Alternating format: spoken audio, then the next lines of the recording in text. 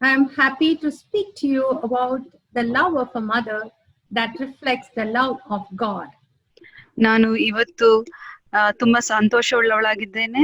ನಾನು ಇವತ್ತು ದೇವರ ಪ್ರೀತಿಯನ್ನು, ಅದು ಒಂದು ತಾಯಿಯ ಪ್ರೀತಿ ಹೇಗೆ ಬಿಂಬಿಸುತ್ತದೋ ಅದನ್ನು ಮಾತಾಡಲು ಇಷ್ಟಪಡುತ್ತೇನೆ. The closest love to God's love is the love of a good mother. Can anything be compared to the sacrificial love of Jesus Christ? But still God compares this love to the love of a mother. ಯೇಸುವಿನ ಒಂದು ತ್ಯಾಗದ ಪ್ರೀತಿಗೆ ಅದಕ್ಕೆ ಹೋಲಿಕೆಯಾಗಿ ಏನಾದ್ರೂ ಇದೆಯಾ ಈ ಲೋಕದಲ್ಲಿ? ಅದು ತಾಯಿಯ ಒಂದು ಪ್ರೀತಿಗೆ ಇಲ್ಲಿ ಹೋಲಿಕೆ ಆಗಿದೆ. The Father sent Jesus Christ knowing fully well that he would be battered, he would be cruelly made to hang on the cross, but still he sent because of sacrificial love. ತಂದೆಯಾದ ದೇವರು ತನಗೆ ಗೊತ್ತು ಯೇಸುವಿನ ಒಂದು ಕ್ರೂರವಾದ ಒಂದು ಶಿಲುಬೆಯ ಮರಣ ಆತನು ಹೋಗುತ್ತಾನೆ ಅಂತ. ಆದರೂ ಆ ಕ್ರೂರವಾದ ಮರಣ ಇಲ್ಲಿ ಒಂದು ತ್ಯಾಗದ ಪ್ರೀತಿಯಾಗಿ ಇಲ್ಲಿ ನಾವು ಕಾಣುತ್ತೇವೆ. On the cross, Jesus Christ identifies with us, with our suffering, and he shows that God is not distant from us when we suffer, but he's part of us. ಯೇಸು ಸ್ವಾಮಿಯು ಹೇಗೆ ಆ ಮರಣವನ್ನು, ಆ ಒಂದು ಅಷ್ಟು ಹೋರಾಟವನ್ನು ಆ ಶಿಲುಬೆಯಲ್ಲಿ ಹೋರಾಡಿದರು, ಅದೇ ರೀತಿ ನಮ್ಮ ಒಂದು ಹೋರಾಟದಲ್ಲಿ ನಾವು ಕಷ್ಟಪಡುತ್ತಿರಬೇಕಾದರೆ ಯೇಸು ಸ್ವಾಮಿಯು ದೂರದಲ್ಲಿಲ್ಲ, ನಮ್ಮ ಹತ್ತಿರದಲ್ಲೇ ಇದ್ದಾರೆ. That's why we can trust in a God who suffered on the cross. ಆದುದರಿಂದ ನಾವು ಇಂಥ ಒಂದು ದೇವರನ್ನು ನಂಬಲು ನಮಗೆ ಸಾಧ್ಯವಾಗಿದೆ. ಇಂಥ ಒಂದು In Isaiah 66:13, as a mother comforts a child, so will I comfort you. God compares his love to a mother's love. ಆದ್ದರಿಂದ ಯೆಶಾಯ ವಾಕ್ಯದಲ್ಲಿ ಈ ರೀತಿ ಹೇಳಲ್ಪಟ್ಟಿದೆ, ಒಂದು ತಾಯಿ ಸಂತೈಸುವಂತೆ ನಾನು ನಿನ್ನನ್ನು ಸಂತೈಸುತ್ತೇನೆ ಅಂತ ಯೆಶಾಯ ಪ್ರವಾದಿಯು 66ನೇ ಅಧ್ಯಾಯದಲ್ಲಿ ಹೇಳಿದ್ದಾರೆ. I wanted to tell a story from the concentration camp. A man called Solomon Rosenberg and his family was there. I want to tell a story about this man. ಅಲ್ಲಿ ಒಂದು ಮನುಷ್ಯನಿದ್ದನು, ಆ ವ್ಯಕ್ತಿಯ ಹೆಸರು ರೋಸನ್ಬರ್ಗ್ ಎಂಬುದಾಗಿ. ಈ ಒಂದು ವ್ಯಕ್ತಿಯ ಬಗ್ಗೆ ನಾನು ಹೇಳಲಿಕ್ಕೆ ಇಷ್ಟಪಡ್ತೀನಿ. He and his wife and their 2 sons, along with his own father and mother, were arrested and put in the Nazi concentration camp. ಇಲ್ಲಿ ಏನಾಗುತ್ತದೆ ಅಂದ್ರೆ, ಆತನು ರೋಸನ್ಬರ್ಗ್ ಮತ್ತು ಆತನ ಮೊತ್ತ ಕುಟುಂಬವು, 2 ಮಕ್ಕಳು, ಪತ್ನಿಯು ಸೇರಿ ಆ ನಾಜಿ ಕಾನ್ಸಂಟ್ರೇಷನ್ ಕ್ಯಾಂಪ್ ಅಂದ್ರೆ ಅಲ್ಲಿ ಕ್ಯಾಂಪ್ ನಲ್ಲಿ ಇವರೆಲ್ಲರೂ ಬಂಧಿಸಲ್ಪಟ್ಟಿದ್ದರು. So it was a labor camp. The rule was just simple. As long as you can do your work, you can live. When you become too weak, you will be killed. ಆ camp ನಲ್ಲಿ ಒಂದು ನಿಯಮವಿತ್ತು. ಏನಂದ್ರೆ, ನೀವು ಎಷ್ಟು ದಿನ ನೀವು ಕಷ್ಟಪಟ್ಟು ಅಲ್ಲಿ ಕೆಲಸ ಮಾಡುತ್ತೀರೋ ಅಷ್ಟು ದಿನ ನೀವು ಜೀವಿಸಲು ಸಾಧ್ಯವಾಗುತ್ತದೆ. ನೀವು ಯಾವಾಗ ನೀವು ತುಂಬಾ ವೀಕ್ ಆಗ್ತಿರೋ, ನಿಮ್ಮ ಶರೀರದಲ್ಲಿ ಬಲವಿರುವುದಿಲ್ಲವೋ, ಆವಾಗ ನಿಮ್ಮನ್ನು ಅವರನ್ನು ಕೊಲ್ಲುವುದಕ್ಕೆ ಅವರು ಸಿದ್ಧವಾಗ್ತಾರೆ. Rosenberg saw his father and mother taken to death because they were very old. ರೋಸನ್ಬರ್ಗ್ ಅವರು ತನ್ನ ತಾಯಿ ಮತ್ತು ತಂದೆಯನ್ನು ಕೊಲ್ಲಲಿಕ್ಕೆ, ಅವರ ಕಣ್ಮುಂದೆ ಅವರ ತಾಯಿ ತಂದೆಯನ್ನು ಕೊಲ್ಲಲಿಕ್ಕೆ ಕರ್ಕೊಂಡೋಗಿದ್ದನ್ನು ನೋಡಿದರು, ಏಕೆಂದ್ರೆ ಅವರು ತುಂಬಾ ವೃದ್ಧಾಪ್ಯದಲ್ಲಿದ್ದರು. Rosenberg had a small little son called David. He was very weak, so he knew that they will kill David. ರೋಸನ್ಬರ್ಗನ್ಗೆ ಅವರಿಗೆ ಅವರ ಚಿಕ್ಕ ಮಗನು ತುಂಬಾ ವೀಕ್ ಆಗಿದ್ದ ಕಾರಣ ಆತನಿಗೆ ಗೊತ್ತಿತ್ತು, ಈ ನನ್ನ ಮಗ ಡೇವಿಡ್ ಆತನ ಹೆಸರು, ಆತನು ವೀಕ್ ಆಗಿರುವ ಕಾರಣ ಇವರು ಡೇವಿಡ್ ಅನ್ನು ಕೊಲ್ಲಬಹುದು ಎಂದು. So every day he'll come back home to see whether his family is safe. ಪ್ರತಿದಿನ ಆತನು ಮನೆಗೆ ಬರುತ್ತಾನೆ, ತನ್ನ ಕುಟುಂಬವು ಸೌಖ್ಯವಾಗಿದ್ಯಾ, ಕ್ಷೇಮವಾಗಿದ್ಯಾ ಅಂತ ನೋಡಲಿಕ್ಕೆ ಆತನು ಬರುತ್ತಾನೆ. One day when he came back home, he saw only his eldest son there. ಒಂದು ದಿನ ಆತನು ಮನೆಗೆ ಹಿಂದಿರುಗಿ ಬಂದಾಗ ಆತನ ಹಿರಿಯ ಮಗನನ್ನು ಮಾತ್ರ ಆತನು ನೋಡಿದನು. So he asked his eldest son, "Where is David? Where is your mother?" ಆತನು ತನ್ನ ಹಿರಿಯ ಮಗನ ಹತ್ರ ಈ ರೀತಿ ಕೇಳುತ್ತಾನೆ, ನಿನ್ನ ತಾಯಿಯು ಮತ್ತು ನಿನ್ನ ಸಹೋದರ ಡೇವಿಡ್ ಎಲ್ಲಿ ಎಂಬುದಾಗಿ. So that boy said, he was sitting and crying. He said, "They came to take David, but mother said, I will go with you." ಆ ಆಗ ಆ ಹಿರಿಯ ಮಗನು ಈ ರೀತಿ ಉತ್ತರಿಸ್ತಾನೆ, ಆ ಡೇವಿಡನ್ನು ಕೊಲ್ಲಲಿಕ್ಕೆ ಅವರು ಕರ್ಕೊಂಡು ಹೋಗ್ಬೇಕಾದ್ರೆ ತಾಯಿ ಈ ರೀತಿ ಹೇಳಿದರು, ನನ್ನನ್ನು ಕರ್ಕೊಂಡೋಗಿ ಅಂತ. ಅದರಿಂದ ಅವನು ಅಳುತ್ತಾ ಈ ಮಾತನ್ನು ಹೇಳುತ್ತಾನೆ. Because David was so much crying to go alone, the mother was ready to give her own life along with David. ಆ ಡೇವಿಡ್, ಆ ಚಿಕ್ಕ ಮಗನು ತುಂಬಾ ಅಳುತ್ತಿದ್ದನು ಆ ಒಂದು ಸೈನಿಕರೊಡನೆ ಹೋಗುವುದಕ್ಕೆ. ಆದರೆ ಆ ತಾಯಿ ತನ್ನ ಮಗನಿಗೋಸ್ಕರ ನಾನು ನಿನ್ನೊಟ್ಟಿಗೆ ಬರುತ್ತೇನೆ ಅಂತ ಜೊತೆಗೆ ಹೋಗುತ್ತಾಳೆ. That is why God says he compares his love to the love of a mother. ಆದ್ದರಿಂದಲೇ ಯೇಸು ಸ್ವಾಮಿಯು ತನ್ನ ಪ್ರೀತಿಯನ್ನು ಒಂದು ತಾಯಿಯ ಪ್ರೀತಿಗೆ ಹೋಲಿಕೆ ಆಗಿ ಹೇಳಿದ್ದಾರೆ. Bible says, I walk through the valley of the shadow of death, I will never fear evil, because you are with me. You have the heart of a mother. ವಾಕ್ಯವು ಈ ರೀತಿ ಹೇಳುತ್ತದೆ, ಸತ್ಯವೇದವು, ನೀನು ಮರಣದ ಕಣಿವೆಯಲ್ಲಿ ನಡೆದರೂ ನನಗೆ ಭಯವಾಗುವುದಿಲ್ಲ, ಏಕೆಂದರೆ ನೀನು ನನ್ನ ಸಂಗಡ ನೀನು ನಡೆಯುತ್ತೀಯ ಎಂಬುದಾಗಿ.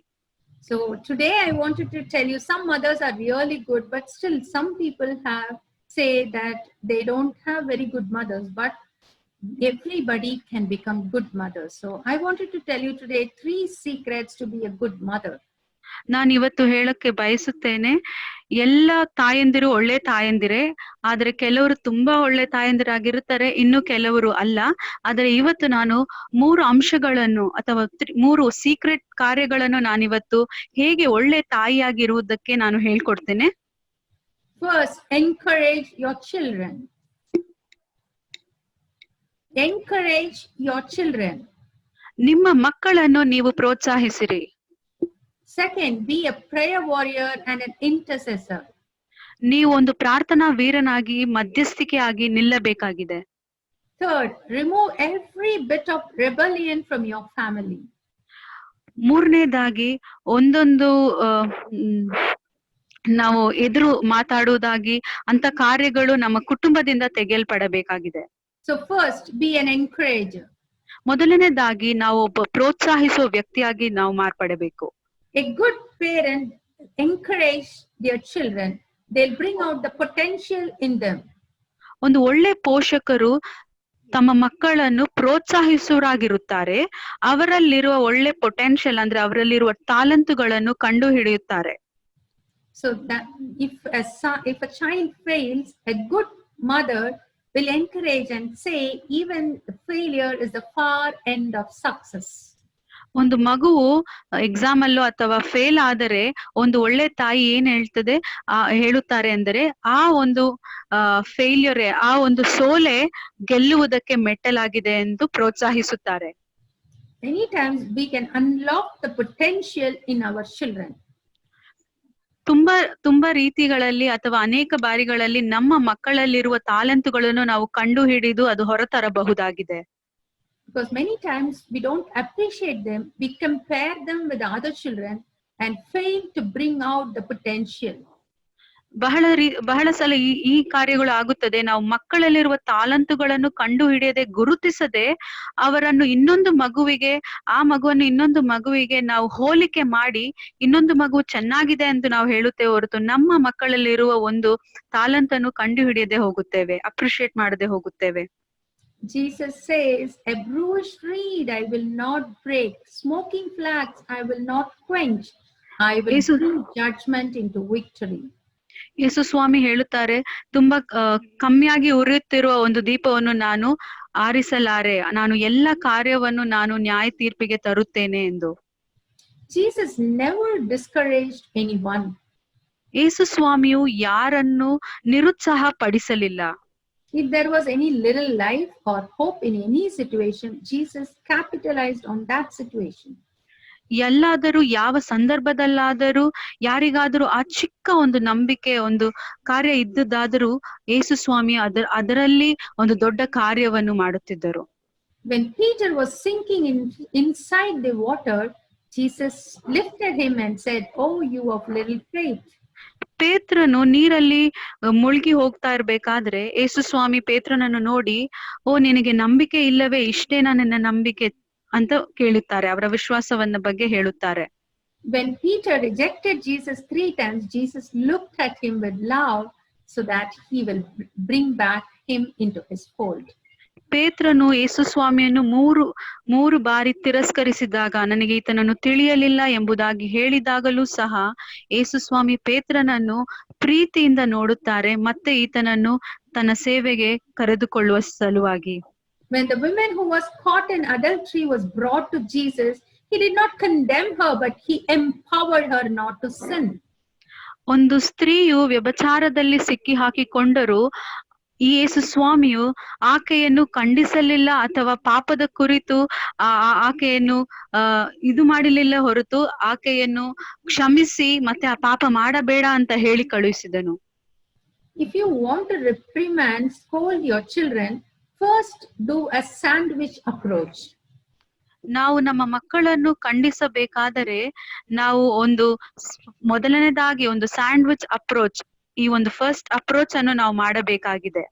ಸ್ಯಾಂಡ್ವಿಚ್ ಅಂದ್ರೆ first you should appreciate and then you should tell their mistakes and again end it with appreciation. ಈ ಸ್ಯಾಂಡ್ವಿಚ್ ಅಪ್ರೋಚ್ ಎಂಬುದಾಗಿ ಎಂದು ಹೇಳಿದರೆ, ಮೊದಲು ನಾವು ಏನ್ ಮಾಡ್ಬೇಕಂದ್ರೆ ನಾವು ಮಕ್ಕಳನ್ನು ಪ್ರೋತ್ಸಾಹಿಸುವರಾಗಿರಬೇಕು. ಅನಂತರ ಮುಗಿಯುವ ಸಮಯವು ಮಕ್ಕಳನ್ನು ಪ್ರೋತ್ಸಾಹಿಸಿ ಮುಗಿಸುವುದಾಗಿ ಇರಬೇಕು.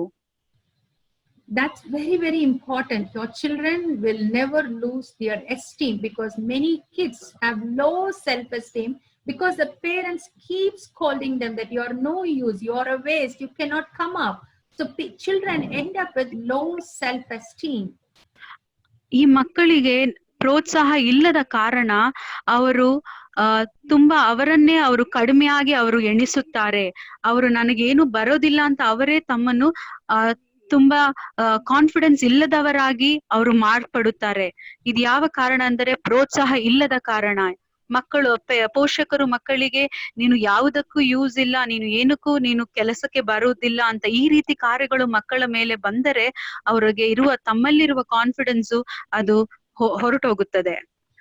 Many people also compare their children with the next door's children, with the children who get the first rank. But that is absolutely wrong. ತುಂಬಾ ಪೋಷಕರು ಈ ರೀತಿಯಾಗಿ ತಮ್ಮ ಮಕ್ಕಳನ್ನು ನೆರೆಯವರ ಮಕ್ಕಳೊಂದಿಗೆ ಇಲ್ಲ ಪಕ್ಕದ ಮನೆ ಮಕ್ಕಳೊಂದಿಗೆ ಅವರು ಹೋಲಿಕೆ ಮಾಡಿ ನೋಡುತ್ತಾರೆ. ಅವರು ಫಸ್ಟ್ ರ್ಯಾಂಕ್ ತಗೊಳ್ಕೊಳ್ತಾರೆ, ಆದರೆ ನೀನ್ ಯಾಕೆ ಈ ರ್ಯಾಂಕ್ ತಗೊಳ್ಳುವುದಕ್ಕೆ ಸಾಧ್ಯವಿಲ್ಲ ಎಂಬುದಾಗಿ ಮಾತನಾಡುತ್ತಾರೆ ಪೋಷಕರು. ಅದು ತುಂಬಾ ತುಂಬಾ ತಪ್ಪಾಗಿರೋ ಒಂದು ಕಾರ್ಯವಾಗಿದೆ. Take a bear and an alligator. Now you make the bear and alligator to fight in the land. Who will win? ನಾವು ಒಂದು ಕರಡಿಯನ್ನು ಮತ್ತೆ ಒಂದು ಮೊಸಳೆಯನ್ನು ನಾವು ಒಂದು ಪ್ರದೇಶದಲ್ಲಿ ಅವರನ್ನು ಜಗಳವಾಡಲು ಬಿಟ್ಟರೆ ಯಾರು ಆ ಯುದ್ಧದಲ್ಲಿ ಗೆಲ್ಲುತ್ತಾರೆ? If they fight in the land, bear will win. If they fight in the water, alligator will win. ಮೈದಾನದಲ್ಲಿ ಅವರು ಯುದ್ಧಕ್ಕೆ ಅವರನ್ನು ಬಿಟ್ಟರೆ ಅಲ್ಲಿ ಕರಡಿ ಯುದ್ಧವನ್ನು ಗೆಲ್ಲುತ್ತದೆ. ಆದರೆ ಒಂದು ನೀರಿನ ಪ್ರದೇಶದಲ್ಲಿ ಈ ಕರಡಿಯನ್ನು ಮೊಸಳೆಯನ್ನು ಯುದ್ಧಕ್ಕೆ ಬಿಟ್ಟರೆ ಅಲ್ಲಿ ಖಂಡಿತ ಮೊಸಳೆಯೇ ಆ ಯುದ್ಧವನ್ನು ಗೆಲ್ಲುವುದಾಗುತ್ತದೆ. Bear has a different strength, alligator has a different strength. ಈ ಕರಡಿಗೆ ಒಂದು ಬೇರೆ ಶಕ್ತಿ ಇದೆ, ಆದ್ರೆ ಮೊಸಳೆಗೂ ತನ್ನದೇ ಆದ ಶಕ್ತಿ ಇದೆ. God has endowed unique potential in every child. Every child is beautifully, fearfully, wonderfully made. ದೇವರು ಒಂದೊಂದು ಮಗುವಿನಲ್ಲೂ ವ್ಯತ್ಯಾಸವಾದ ಅತಿಶಯವಾದ ಒಂದು ಗುಣಗಳನ್ನು ತಾಲಂತುಗಳನ್ನು ಕೊಟ್ಟಿದ್ದಾನೆ. ವಾಕ್ಯ ಹೇಳುತ್ತದೆ, ನಾನು ತುಂಬಾ ಅತಿಶಯವಾಗಿ ಮಾಡಲ್ಪಟ್ಟಿದ್ದೇನೆ, ನನ್ನನ್ನು ದೇವರು ಆ ರೀತಿ ಸೃಷ್ಟಿಸಿದ್ದಾರೆ ಅಂತ ಕೀರ್ತನೆಯಲ್ಲಿ ಬರೆಯಲ್ಪಟ್ಟಿದೆ. ಅದೇ ರೀತಿ ಒಂದೊಂದು ಮಗುವಲ್ಲೂ ವ್ಯತ್ಯಾಸವಾದ ತಾಲಂತುಗಳು ಇದೆ. You know, once Thomas Alva Edison have written a beautiful story. ನಮಗೆಲ್ಲ ತಿಳಿಯುವುದರಾಗೆ ಸೈಂಟಿಸ್ಟ್ ಆದ ಥಾಮಸ್ ಆಲ್ವಾ ಎಡಿಸನ್ ಅವರು ತನ್ನ ಪುಸ್ತಕದಲ್ಲಿ ಈ ರೀತಿ ಬರೆದಿದ್ದಾರೆ. He said when he was very young, one day his teacher sent him home with a note. ಆತನು ಶಾಲೆಯಲ್ಲಿ ಇರಬೇಕಾದರೆ ಅವರ ಟೀಚರ್ ಈ ರೀತಿ ಅವರಿಗೆ ಒಂದು ನೋಟ್ ಅನ್ನು ಬರೆದು ಕಳಿಸುತ್ತಾರೆ ಮನೆಗೆ. So he brought the note and gave it to his mother. His mother read it and started to cry. ಆ ನೋಟು ಆ ಒಂದು ಸೂಚನೆ ಒಂದು ಟೀಚರ್ ಇಂದ ಏನು ಎಂಬುದನ್ನು ಥಾಮಸ್ ಆಲ್ವಾ ಎಡಿಸನ್ ಅವರು ತಾಯಿಗೆ ತಂದು ಕೊಟ್ಟಾಗ ಆ ತಾಯಿಯು ಈ ಒಂದು ಟೀಚರ್ ಬರೆದ ಪತ್ರವನ್ನು ನೋಡಿ ಆಕೆ ತುಂಬಾ ಅಳುತ್ತಿದ್ದಳು. So he asked, why are you crying? ಆತನು ತಾಯಿಯ ಬಳಿ ಕೇಳುತ್ತಾನೆ, ನೀನು ಯಾಕೆ ಅಳುತ್ತಿದ್ಯಾ ಅಮ್ಮ ಅಂತ. his mother said, "You are so brilliant. Your teachers are not able to teach you. I have to teach you hereafter." ಆಗ ತಾಯಿ ಉತ್ತರಿಸುತ್ತಾಳೆ, ಎಡಿಸನ್, ನೀನು ತುಂಬಾ ಬ್ರಿಲಿಯಂಟ್, ನೀನು ತುಂಬಾ ಶ್ರೇಷ್ಠ ಹುಡುಗ, ಆದರೆ ನಿನ್ನಲ್ಲಿರುವ ತಾಲಂತನ್ನು ನಿಮ್ಮ ಟೀಚರ್ಸ್ ಗಳಿಗೆ ಕಂಡುಹಿಡಿಯಲು ಆಗುತ್ತಿಲ್ಲ. ಇನ್ನು ಮುಂದೆ ನಾನೇ ನಿನಗೆ ಕಲಿಸಬೇಕು. So she's homeschooled him and he became the greatest scientist. ಆ ತಾಯಿಯು, ಎಡಿಸನ್ ಅವರ ತಾಯಿಯು ತನ್ನ ಮಗನನ್ನು ಮನೆಯ ಪಾಠಶಾಲೆ ಎಂಬುದಾಗಿ ಆತನನ್ನು ಮನೆಯಲ್ಲೇ ಟ್ರೈನಿಂಗ್ ಕೊಟ್ಟಳು. ಆಗ ಆ ಎಡಿಸನ್ ಅವರು ಈಗ ದೊಡ್ಡ ಸೈಂಟಿಸ್ಟ್ ಆಗಿ ನಮಗೆ ತಿಳಿದು ಬರುತ್ತಾರೆ. But one day when his mother died, he was searching her room and he found this little note. ಆಗ ತಾಯಿಯು ಒಂದು ದಿನ ಮರಣ ಹೊಂದಳು. ಆ ನಂತರ ಈ ಎಡಿಸನ್ ಆ ಒಂದು ತನ್ನ ಟೀಚರ್ ಬರೆದ ಕಾರ್ಯವನ್ನು ಹುಡುಕುತ್ತಾನೆ, ಏನು ಬರೆದರು ನನ್ನ ಟೀಚರ್ ಎಂಬುದಾಗಿ. It is written, "Your child is an idiot. Please take him home. He's dismissed from the school." ಆ ಒಂದು ಟೀಚರ್ ಬರೆದ ಪತ್ರದಲ್ಲಿ ಏನಿತ್ತು ಎಂದರೆ, ನಿನ್ನ ಒಂದು ಮಗನು ಯಾವುದಕ್ಕೂ ಉಪಯೋಗವಾಗುವುದಿಲ್ಲ, ನಮ್ಮ ಸ್ಕೂಲಿಂದ ತೆಗೆದಾಕಿದ್ದೇವೆ ಎಂಬುದಾಗಿ ಆ ಪತ್ರದಲ್ಲಿ ಟೀಚರ್ ಬರೆದಿದ್ದರು. So that mother made that idiot son a scientist son. ಆ ಒಂದು ತಾಯಿಯು ಇಂಥ ಉಪಯೋಗ ಬಾರದ ಮಗನನ್ನು ಒಂದು ಸೈಂಟಿಸ್ಟ್ ಆಗಿ ಮಾರ್ಪಡಿಸಿದರು. It's always good to encourage your children, to just support them from the back. Many times we spoon feed them. It's very, very wrong. ನಾವು ಮಕ್ಕಳನ್ನು ಪ್ರೋತ್ಸಾಹಿಸುವುದು ಅಷ್ಟು ತುಂಬಾ ಮುಖ್ಯವಾಗಿದೆ. ಇಲ್ಲದಿದ್ದರೆ ತುಂಬಾ ಸ್ಪೂನ್ ಫೀಡಿಂಗ್, ಎಲ್ಲವನ್ನು ಅವ್ರಿಗೆ ತುತ್ತಾಗಿ ಎಲ್ಲವನ್ನು ಕಲಿಸುವುದು ಅದು ತಪ್ಪಾಗಿದೆ. We should allow them to learn themselves. See, if you teach a person to fish, he can learn. But if you all the time give them fish, once you are not there, they don't have anything to eat. ನಾವು ಒಂದು ಕಾರ್ಯ ಹೇಳುತ್ತೇನೆ. ನಾವು ಒಬ್ಬರಿಗೆ ಮೀನು ಹಿಡಿಯುವುದು ಕಲಿಸಿಕೊಟ್ಟರೆ ಆತನು ಮೀನು ಹಿಡಿಯುವುದನ್ನು ಕಲಿಯುತ್ತಾನೆ. ಅದನ್ನು ಬಿಟ್ಟು ಪ್ರತಿ ಬಾರಿ ಮೀನನ್ನು ಕೊಟ್ಟರೆ ಆತನಿಗೆ ಏನೂ ಇಲ್ಲದ ಸಮಯ, ಆತನಿಗೆ ಮೀನು ಹಿಡಿಯುವುದಕ್ಕೂ ಬರೋದಿಲ್ಲ, ಆತನಿಗೆ ಏನೂ ಇರುವುದಿಲ್ಲ. ಆದ್ದರಿಂದ ಪ್ರೋತ್ಸಾಹಿಸುವುದು ತುಂಬಾ ಮುಖ್ಯವಾಗಿದೆ. ಅವರಿಗೆ ಕಲಿಯುವುದಕ್ಕೆ ನಾವು ಬಿಡಬೇಕು. So if your son has some issues or your daughter has some issues, you sit with them and allow them to think. Don't force your opinion. Even Jesus never forces his opinion. He makes us to understand our mistake and comes back to him. ನಿಮ್ಮ ಮಗನು ಅಥವಾ ಮಗಳು ಏನಾದರೂ ತಪ್ಪುಗಳು ಅಥವಾ ಏನಾದರೂ ಸಮಸ್ಯೆಯಲ್ಲಿ ಒಳಗಾಗಿದ್ದರೆ ನೀವು ಪೋಷಕರಾಗಿ ಕುಳಿತು ಅವರನ್ನು ಯೋಚಿಸಲು, ಅವರ ಜೊತೆ ಕುಳಿತು ಡಿಸ್ಕಸ್ ಮಾಡಲು ಬಿಡಬೇಕು. ಅದನ್ನು ಬಿಟ್ಟರು ನಮ್ಮ ಒಪಿನಿಯನ್ಗಳು, ನಮ್ಮ ನಿರ್ಧಾರಗಳು ಅವರ ಮೇಲೆ ನಾವು ಹಾಕಬಾರದು. ಯೇಸು ಸ್ವಾಮಿಯು ತಮ್ಮ ನಿರ್ಧಾರವನ್ನು ತನ್ನ ಜನರ ಮೇಲೆ ಎಂದಿಗೂ ಹಾಕೊಡಲಿಲ್ಲ.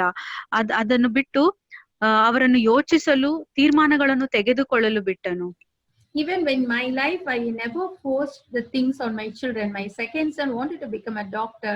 I didn't want at that time, but I allowed him and I told him, "What do you want? You choose." ನಾನು ಅಷ್ಟೇ, ನನ್ನ ಜೀವಿತದಲ್ಲಿ, ನನ್ನ ಮಕ್ಕಳ ಜೀವಿತದಲ್ಲಿ ಅವರಿಗೆ ಯಾವ ಇಷ್ಟವೋ ನಾನು ನನ್ನ ನಿರ್ಧಾರವನ್ನು ಅವರಿಗೆ ಕೊಡಲಿಲ್ಲ. ಅವರು ಏನು ಚೂಸ್ ಮಾಡಲು ನಾನು ಬಿಟ್ಟಿದ್ದೇನೆ. ಎರಡನೇ ಮಗ ಡಾಕ್ಟರ್ ಆಗಲು ಬಯಸಿದ್ದೇನೆ, ನಾನು ಅದೇ ರೀತಿ ಅವರ ಇಷ್ಟಕ್ಕೆ ನಾನು ಒಪ್ಪಿಸಿಕೊಟ್ಟೆ. My first son wanted to get job in Carnegie Mellon University in the US, and I said, "Pray with me. Let's pray. If you get, you should accept Jesus Christ as your Savior and Lord." And he prayed, and finally he became a Christian.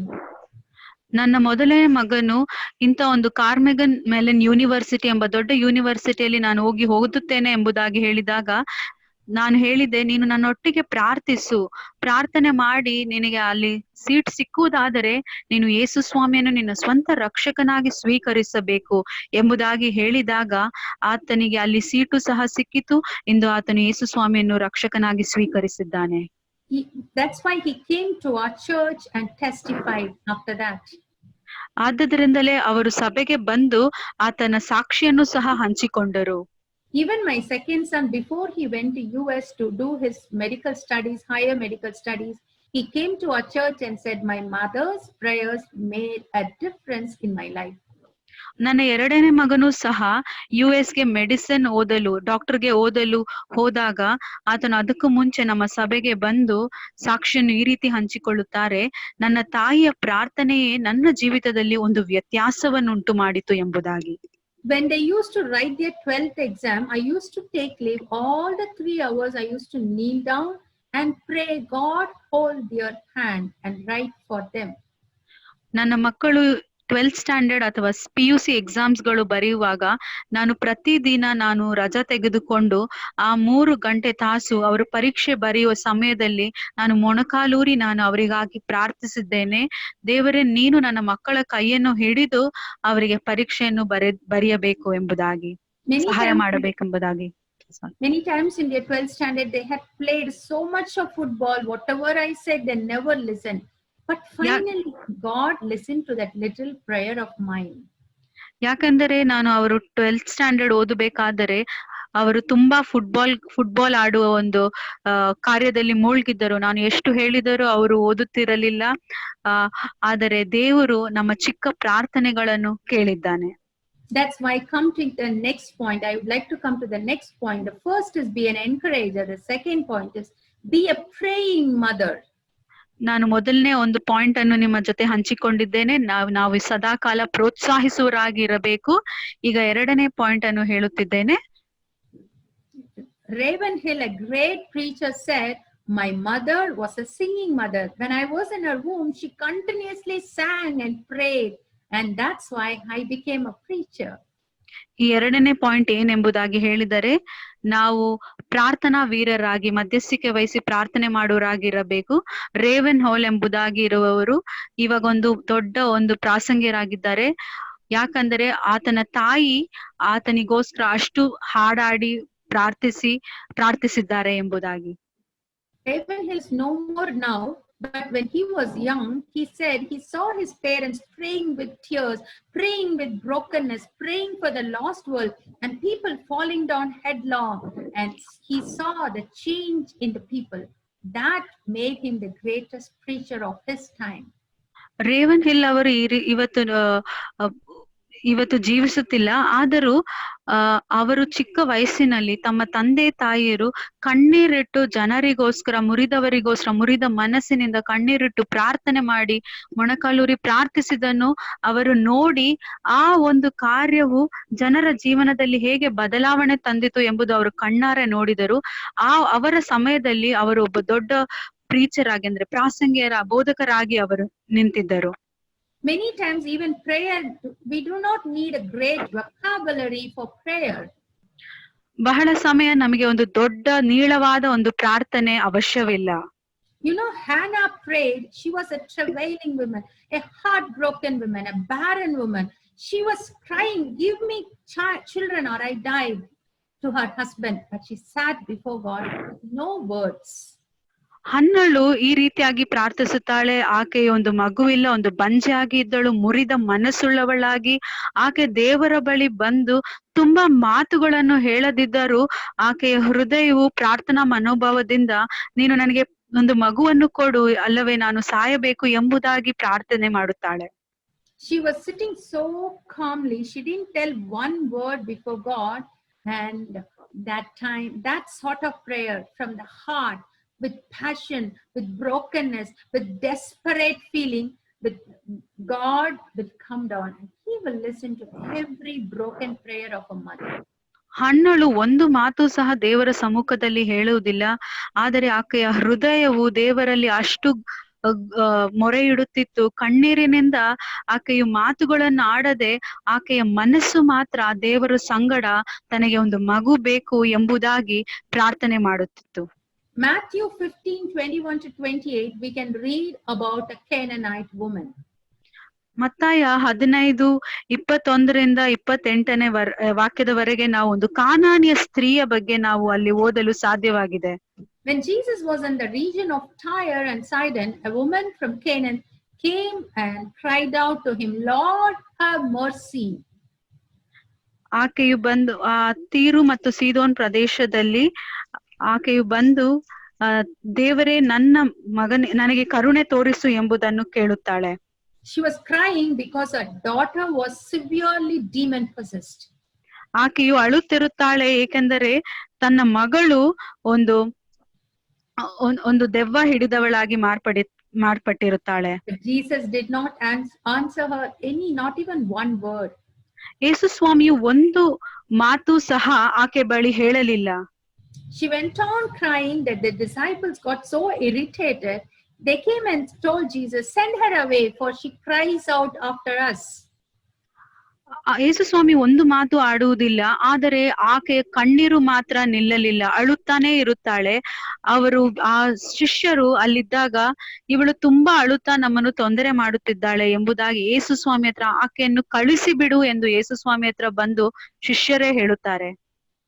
But he answered and said, "I was not sent except to the lost sheep of the house of Israel." ಯೇಸು ಸ್ವಾಮಿಯು ಈ ರೀತಿ ಉತ್ತರ ಕೊಡುವುದನ್ನು ನಾವು ನೋಡುತ್ತೇವೆ. ನಾನು ಕಳೆದು ಹೋದ ಕುರಿಗಳಿಗೆ, ಇಸ್ರಾಯೇಲಿನ ಕುರಿಗಳಿಗೆ ನಾನು ಕಳುಹಿಸಲ್ಪಟ್ಟಿದ್ದೇನೆ ಎಂಬುದಾಗಿ. Then she came and worshipped him, saying, "Lord, help me." ಆದರೆ ಆ ಕಾನಾನ್ಯ ಸ್ತ್ರೀಯು ಯೇಸು ಸ್ವಾಮಿಯ ಬಳಿ ಬಂದು, ಯೇಸುವೇ ನನಗೆ ಸಹಾಯ ಮಾಡು ಎಂದು ಅಳುತ್ತಾ ಕೇಳಿದಳು. But still Lord Jesus said, "It's not good to take the children's bread and throw it to the little dogs." ಆಗ ಯೇಸು ಸ್ವಾಮಿ ಈ ರೀತಿ ಉತ್ತರ ಕೊಟ್ಟರು, ಮಕ್ಕಳ ಒಂದು ರೊಟ್ಟಿಯನ್ನು ತೆಗೆದು ನಾಯಿ ಮರಿಗಳಿಗೆ ಬಿಸಾಡುವುದು ಅದು ಸರಿನಾ ಎಂಬುದಾಗಿ. But still she said, "Lord, even the little dogs eat the crumbs which fall from their master's table." ಆದರೆ ಆ ಕಾನಾನ್ಯ ಸ್ತ್ರೀಯು ಈ ರೀತಿ ಉತ್ತರಿಸುತ್ತಾಳೆ, ಒಡೆಯನೇ, ಆ ಮೇಜಿನ ಕೆಳಗಿಂದ ಬಿದ್ದಿರುವ ಆ ರೊಟ್ಟಿ ತುಂಡುಗಳನ್ನು ಸಹ ಆ ನಾಯಿಗಳು ತಿನ್ನುವುದಿಲ್ಲವೇ ಎಂಬುದಾಗಿ. Jesus answered and told her, "Oh woman, great is your faith. Let it be done to you as you desire." And her daughter was healed that very hour. ಆಗ ಯೇಸು ಸ್ವಾಮಿಯು ಆಕೆಯ ದೊಡ್ಡ ನಂಬಿಕೆಯನ್ನು ನೋಡಿ, ಸ್ತ್ರೀಯೇ, ನಿನ್ನ ನಂಬಿಕೆಯು ತುಂಬಾ ದೊಡ್ಡದಾಗಿದೆ, ಆದ್ದರಿಂದ ಈ ಮಾತನ್ನು ಹೇಳುವ ಕ್ಷಣವೇ ಆ ಸ್ತ್ರೀಯ ಮಗಳು ಸ್ವಸ್ಥ ಹೊಂದುತ್ತಾಳೆ. You know, her cries, why she was able to get, she was crying with the cry of a desperate mother who knows the pain of her daughter. ಒಂದು ತಾಯಿಗೆ ತನ್ನ ಮಗಳ ನೋವನ್ನು ತಿಳಿದುಕೊಳ್ಳುವ ಶಕ್ತಿ ಇದೆ. ತನಗೆ ಆ ಮಗಳಿಗೆ ಆ ಸೌಖ್ಯ ಬೇಕು ಎಂಬುದಾಗಿ ತುಂಬಾ ಗೊತ್ತಿತ್ತು. ಆದ್ದರಿಂದ ಆ ತಾಯಿಯು ಎಡಬಿಡದೆ ಅಳುತ್ತಾ ಇದ್ದಳು ಪ್ರಾರ್ಥನೆಯೊಟ್ಟಿಗೆ. Every mother who struggles with the suffering child knows what this cry of that woman meant. ಒಂದೊಂದು ಮಗು ಹೋರಾಡುತ್ತಿರ್ಬೇಕಾದ್ರೆ, ಇಲ್ಲ ಕಷ್ಟದಲ್ಲಿ ಆ ಮಗು ಇರ್ಬೇಕಾದ್ರೆ ಆ ತಾಯಿಗೆ ಗೊತ್ತು ಈ ಕಾನಾನ್ಯ ಸ್ತ್ರೀಯ ಹೋರಾಟ ಏನಾಗಿತ್ತು ಎಂಬುದಾಗಿ. There is nothing worse than seeing your children suffer, but you can't do anything about it. ಮಕ್ಕಳು ಕಷ್ಟ ಪಡಬೇಕಾದ್ರೆ ಅದಕ್ಕಿಂತನೂ ಘೋರವಾದದ್ದು ಬೇರೆ ಏನೂ ಇಲ್ಲ, ಇಲ್ಲಿ ನಾವು ನೋಡಬಹುದು. But this woman made a difference because she knew who can help her in that situation. ಆ ಸಮಯದಲ್ಲಿ ನಮ್ಗೆ ಏನು ಮಾಡಲು ಸಾಧ್ಯವಿಲ್ಲದಿದ್ದರೂ ಈ ಸ್ತ್ರೀಗೆ ತಿಳಿದಿತ್ತು ಯಾರಿಂದ ಅದು ಸಾಧ್ಯ, ಯಾವುದರಿಂದ ಒಂದು ವ್ಯತ್ಯಾಸ ಉಂಟಾಗುತ್ತದೆ ಎಂಬುದಾಗಿ. But Jesus was silent for a long time, allowing her to still persist in prayer. ಆದರೆ ಯೇಸು ಸ್ವಾಮಿ ಬಹಳ ಹೊತ್ತು ಶಬ್ದವಿಲ್ಲದೆ ಮಾತನಾಡಲಿಲ್ಲ. ಏನೋ ಒಂದು ಮಾತು ಸಹ ಆ ಹೆಂಗಸಿನ ಬಳಿ ಹೇಳಲಿಲ್ಲ. ಏಕೆಂದರೆ ಆ ತಾಯಿಯು ಇನ್ನೂ ಕೇಳ್ಕೊಳ್ಳಿ, ಕಣ್ಣೀರಿಟ್ಟು ಕೇಳಲಿ, ಇನ್ನು ಎಷ್ಟು ಆಕೆಯ ಅವಸರವಿದೆಯೋ ಅಷ್ಟು ಕೇಳಬೇಕು ಎಂಬುದಾಗಿ. That's why Jesus is clearly revealing to us here that even though God looks silent, he will answer. ಆದರೆ ಇಲ್ಲಿ ಯೇಸು ಸ್ವಾಮಿ ನಮಗೆ ಹೇಳ್ಕೊಡುವುದು ಏನೆಂದರೆ, ದೇವರು ಎಷ್ಟು ನಮ್ಮ ಪ್ರಾರ್ಥನೆಗೆ ಉತ್ತರ ಕೊಡದಿದ್ದರೂ ದೇವರಿಗೆ ಖಂಡಿತ ಗೊತ್ತು ತಕ್ಕ ಸಮಯಕ್ಕೆ ನಮಗೆ ಪ್ರಾರ್ಥನೆಗೆ ಉತ್ತರ ಕೊಡುವುದನ್ನು. This lady, she faced silence, she faced roadblock, but she pressed on. ಈ ಒಂದು ಸ್ತ್ರೀಯು ತನಗೆ ಅಲ್ಲಿ ಎಷ್ಟು ಅಡಚಣೆಗಳು, ಶಿಷ್ಯರು ಅಲ್ಲಿ ಬೇಡ ಎಂಬುದಾಗಿ ಯೇಸು ಸ್ವಾಮಿ ಮಾತನಾಡಿದ್ದು, ಇಂಥ ಕಾರ್ಯಗಳನ್ನು ಆಕೆ ಸಂಧಿಸಬೇಕಾಗಿತ್ತು. But why she pressed on? Because she knows the greatness and compassion of Jesus Christ. ಆದರೂ ಏಕೆ ಆಕೆಯು ಎಡಬಿಡದೆ ಅಲ್ಲೇ ನಿಂತು ಯೇಸುಸ್ವಾಮಿಯ ಬಳಿ ಕೇಳಿಕೊಂಡಿದ್ದಳು? ಆಕೆಗೆ ತಿಳಿದಿತ್ತು ಯೇಸುಸ್ವಾಮಿ ಮಾಡಲು ಶಕ್ತನು ಎಂಬುದಾಗಿ. If I have a need, I'm knowing that somebody else like Mr. X will help me, but I'm not getting the ready answer. I'll still press on because I know that person will somehow help me. That was the faith she had on Jesus. ಒಂದು ಉದಾಹರಣೆಗೆ ಹೇಳಬೇಕಾದ್ರೆ, ನನಗೆ ಏನಾದ್ರೂ ಸಹಾಯ ಮಾಡ್ಬೇಕು ಅಂದ್ರೆ ಒಂದು ವ್ಯಕ್ತಿಯಿಂದ ನನಗೆ ಆ ಸಹಾಯ ಬರುತ್ತದೆ ಎಂಬುದು ತಿಳಿದಿದ್ದರೆ, ಮಿಸ್ಟರ್ ಎಕ್ಸ್ ಎಂಬುದಾಗಿ ಆ ವ್ಯಕ್ತಿಯಿಂದ ನನಗೆ ಸಹಾಯ ಬರುತ್ತೆ ಎಂಬುದಾಗಿ ನನಗೆ ತಿಳಿದಿದ್ದರೆ, ಖಂಡಿತ ನಾನು ಏನೇ ಮಾಡಿ ಆದರೂ ಎಷ್ಟೇ ಕಷ್ಟ ಪಟ್ಟು ಆದರೂ ನಾನು ಆ ಸಹಾಯವನ್ನು ನಾನು ಪಡೆದುಕೊಳ್ಳುತ್ತೇನೆ. That's why Jesus wants today each and every mother here to press on in prayer. Don't give up for your children. They might have gone so far away, but still God has a way in their life. ಆದರೆ ಯೇಸುಸ್ವಾಮಿ ಇವತ್ತು ನಮ್ಮ ಬಳಿ ಏನ್ ಹೇಳುತ್ತಿದ್ದಾನಂದ್ರೆ, ನಿಮ್ಮ ಸಂದರ್ಭಗಳು ಏನೇ ಆಗಿದ್ರು, ಮಕ್ಕಳು ಎಷ್ಟೇ ದೂರ ಹೋಗಿದರೂ ಸಹ ನೀವು ಎಡಬಿಡದೆ ಪ್ರಾರ್ಥನೆಯಲ್ಲಿ ಮುನ್ನುಗ್ಗಿ ಎಂಬುದಾಗಿ ಯೇಸುಸ್ವಾಮಿ ಅವರನ್ನು ತಂದೆ ತರುತ್ತಾನೆ ಎಂಬುದಾಗಿ. That gives the story of perseverance. How perseverance is the ability that to have the longevity of your faith. How long you can hold your faith. How long you are sure about the character of God. That is perseverance in prayer. ಅದೇ ರೀತಿ ಯೇಸುಸ್ವಾಮಿಗೆ ನಮ್ಮ ಬಳಿ ಈ ಒಂದು attitude ಎಂಬುದಾಗಿ, ಈ ಒಂದು ಮನೋಭಾವ, ಏನೇ ಬಂದರೂ ನಾನು ಪ್ರಾರ್ಥನೆಯನ್ನು ಬಿಡುವುದಿಲ್ಲ, ಎಡಬಿಡದೆ ಎಷ್ಟೇ ಶೋಧನೆಗಳು ಬಂದರೂ ಈ ಕಾರ್ಯಕ್ಕಾಗಿ ನಾನು ಪ್ರಾರ್ಥನೆಯಲ್ಲಿ ಮುನ್ನುಗ್ಗುತ್ತೇನೆ, ಹೋರಾಡುತ್ತೇನೆ ಎಂಬುದಾಗಿ ಈ ಒಂದು ಮನೋಭಾವ ನಮ್ಮಲ್ಲಿ, ವ್ಯಕ್ತಿತ್ವ ನಮ್ಮಲ್ಲಿ ಬರುವುದನ್ನು ಯೇಸುಸ್ವಾಮಿ ಬಯಸುತ್ತಾರೆ. So first we saw be an encourager to your child. ಮೊದಲನೇದಾಗಿ ನಾವು ಒಂದು ಅಂಶ ನೋಡಿದೆವು, ಅದು ಪ್ರೋತ್ಸಾಹಿಸುವರಾಗಿರಬೇಕು. Second we saw be a prayer warrior. ಎರಡನೇದಾಗಿ ನಾವು ನೋಡಿದ್ದೆವು ನೀವು ಪ್ರಾರ್ಥನಾ ವೀರರಾಗಿರಬೇಕು ಎಂಬುದಾಗಿ. The third, the most important, remove every bit of rebellion against God from your life, from your family. ಮೂರನೇ ವಿಷಯವಾಗಿ ಏನೆಂಬುದಾಗಿ ಹೇಳಿದರೆ, ನಮ್ಮ ಕುಟುಂಬದಲ್ಲಿ, ನಮ್ಮ ಜೀವಿತದಲ್ಲಿ ದೇವರ ವಿರೋಧವಾಗಿ ಇರುವ ಒಂದೊಂದು ವಿಷಯಗಳನ್ನು ನಾವು ತೆಗೆದುಹಾಕಬೇಕು. I would tell you a story from the Bible to explain that. ದೇವರ ವಾಕ್ಯದಿಂದ ಒಂದು ಕಥೆಯನ್ನು ನಾನು ಹೇಳಲು ಬಯಸುತ್ತೇನೆ. Take your Bible and turn it to Samuel, 2 Samuel 20th chapter 15 to 22. ಎರಡನೇ ಸಾಮುವೇಲನು 20ನೇ ಅಧ್ಯಾಯ 15ನಿಂದ 22ನೇ ವಾಕ್ಯದವರೆಗೂ ನೋಡೋಣ. We come across a man named Sheba, the son of Bichri, a Benjamite. Sheba ಎನ್ನುವ ಒಂದು ವ್ಯಕ್ತಿ ಬಗ್ಗೆ ನಾವಿಲ್ಲಿ ನೋಡಲು ಸಾಧ್ಯವಾಗಿದೆ. He rebelled against King David and goes and takes shelter in a city. ಆತನು ರಾಜನಾದ ದಾವೀದನ ವಿರೋಧವಾಗಿ ಮಾತನಾಡಿದ್ದನು ಎಂಬುದನ್ನು ನಾವು ಇಲ್ಲಿ ನೋಡುತ್ತೇವೆ. He goes and takes shelter in a city. ಆತನು ಅಲ್ಲಿ ಒಂದು ಊರಿಗೆ ಹೋಗಿ ಅಲ್ಲೂ ತಂಗಲು ಹೋಗುತ್ತಾನೆ. So King David had a faithful and a loyal captain Joab, who was his sister's son. ಯೋವಾಬನು ಎಂಬ ಒಂದು ಅಧಿಕಾರಿ, ತುಂಬಾ ನಂಬಿಕಸ್ಥನಾದ ಒಂದು ಅಧಿಕಾರಿ, ಅಂದ್ರೆ ದಾವೀದನ ತಂಗಿ, ಒಂದು ಸಹೋದರಿಯ ಮಗನಾಗಿದ್ದ ಈ ಯೋವಾಬನು.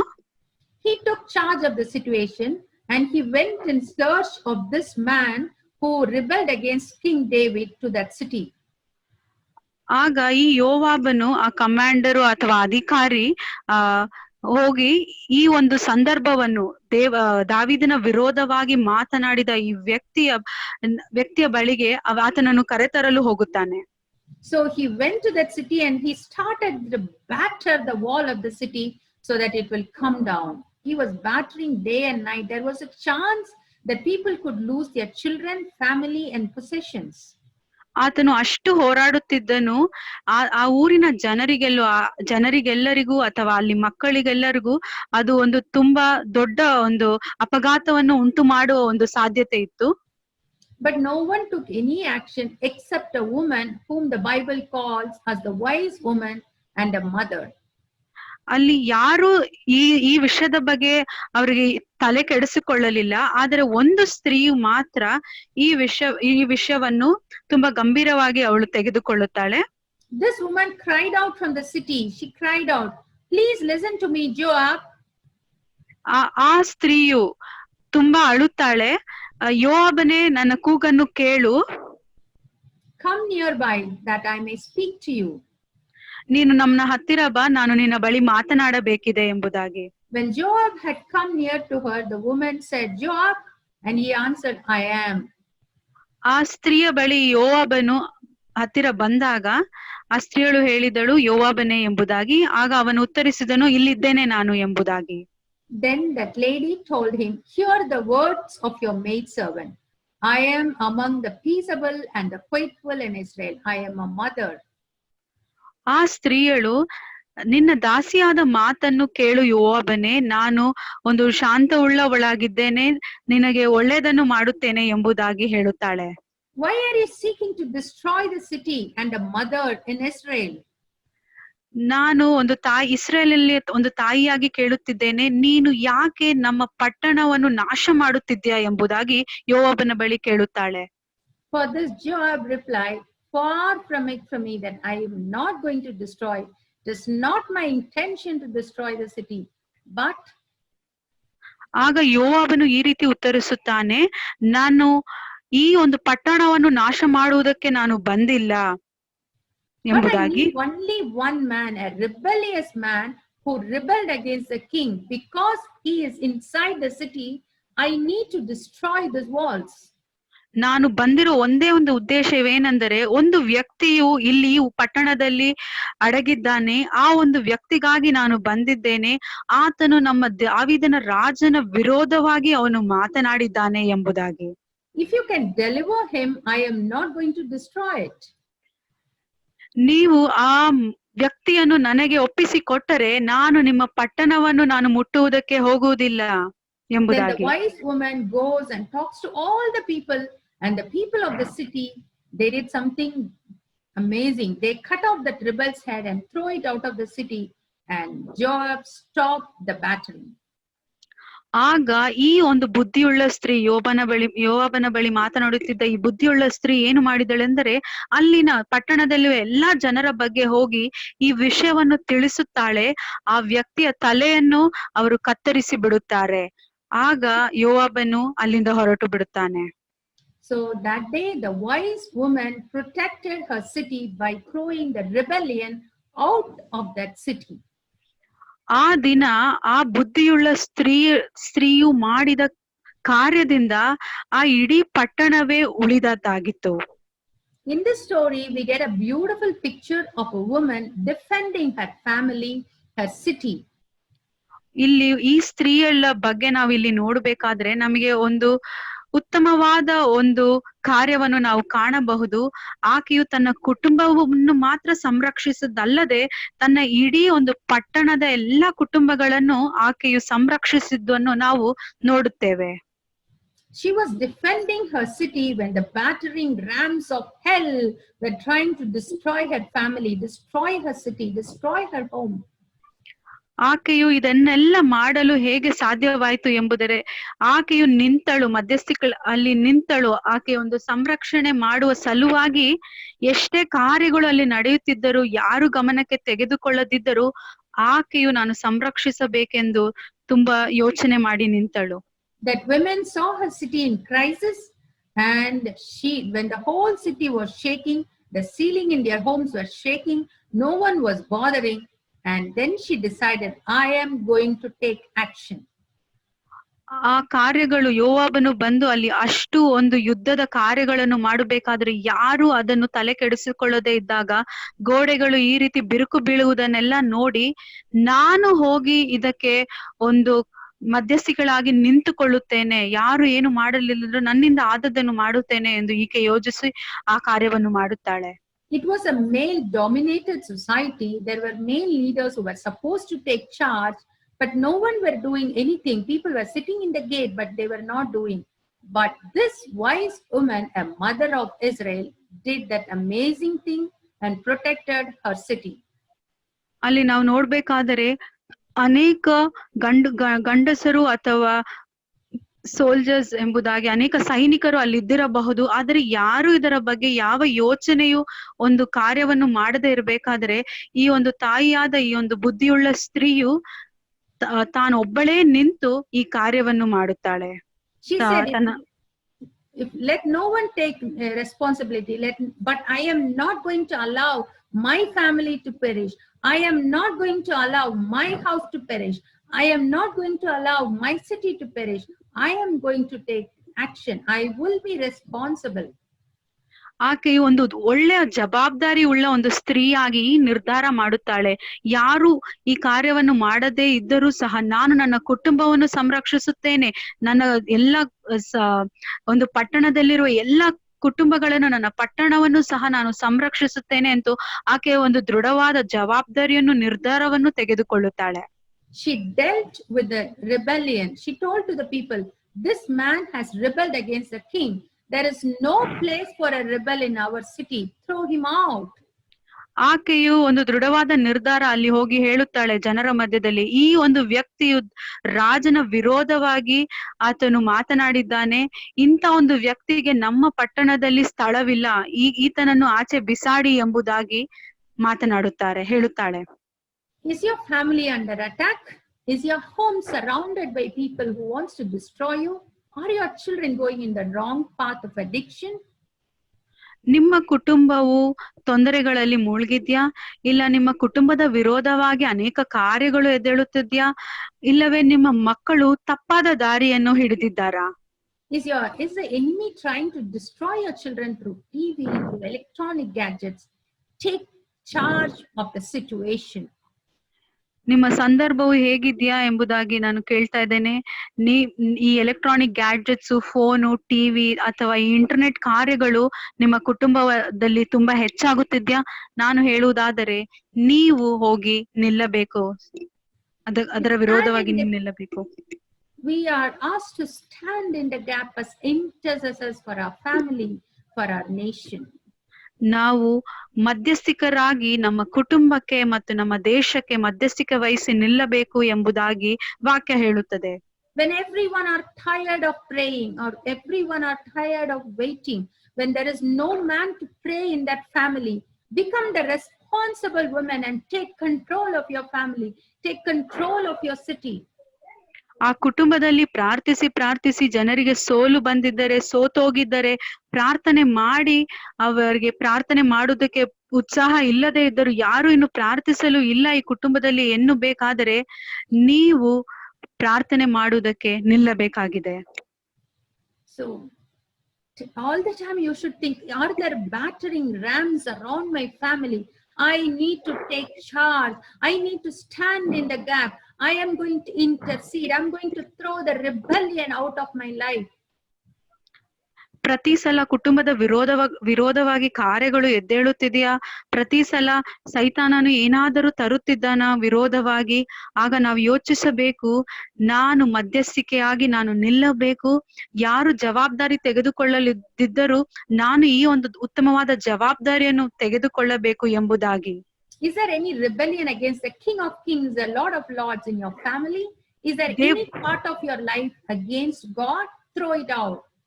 ದೇವರ ವಿರೋಧವಾಗಿ, ರಾಜಾದಿ ರಾಜನ ವಿರೋಧವಾಗಿ, ಕರ್ತಾದಿ ಕರ್ತನ ವಿರೋಧವಾಗಿ ಮಾತನಾಡುವ ಕಾರ್ಯಗಳು, ಅಂತ ವಿಷಯಗಳು ಕುಟುಂಬದಲ್ಲಿ ಇದೆಯಾ?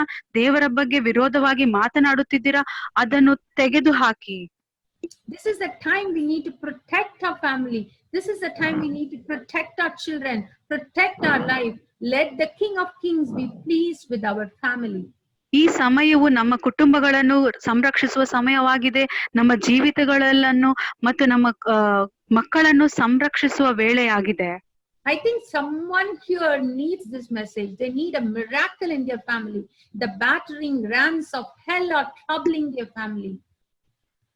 ಈ ಒಂದು ಮೆಸೇಜ್, ಈ ಒಂದು ವಿಷಯವು ಇಲ್ಲಿ ಯಾರೋ ಒಬ್ಬರಿಗೆ ತುಂಬಾ ಅವಶ್ಯಕವಾಗಿದೆ. ಅವರ ಕುಟುಂಬದ ವಿರೋಧ ಅನೇಕ ಕಾರ್ಯಗಳು, ನರಕದ ಬಾಗಿಲುಗಳು ಅದು ತುಂಬಾ ಎದ್ದೇಳುತ್ತಿದೆ. ಆದ್ದರಿಂದ ಅವರು ಈ ಒಂದು ಕಾರ್ಯಕ್ಕೆ ಒಂದು ತೀರ್ಮಾನ ತೆಗೆದುಕೊಳ್ಳಬೇಕಾಗಿದೆ. Take that little bit of rebellion out of your family. Why allow Satan to stop the blessings to your family? Why are you not concerned about your children? ದೇವರ ವಿರೋಧವಾಗಿ ಎದ್ದೇಳುತ್ತಿರುವ ಆ ಚಿಕ್ಕ ಕಾರ್ಯವನ್ನು ಸಹ ನೀವು ತೆಗೆದು ಹಾಕಿಬಿಡಿ. ಯಾಕೆ ಸೈತಾನನಿಗೆ ನಿಮ್ಮ ಕುಟುಂಬದಲ್ಲಿ ಅವಕಾಶಗಳನ್ನು ಕೊಡುತ್ತಿದ್ದೀರಾ? Today tell, I am going to stand in the gap. I am going to intercede for my family. I am going to intercede for my children. Their marriage is breaking down. They are getting into addiction. I am going to intercede.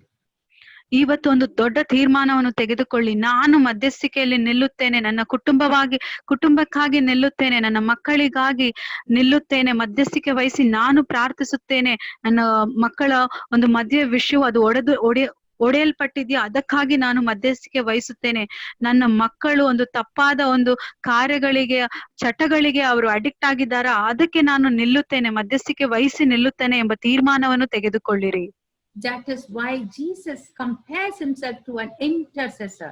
He is interceding for us day and night.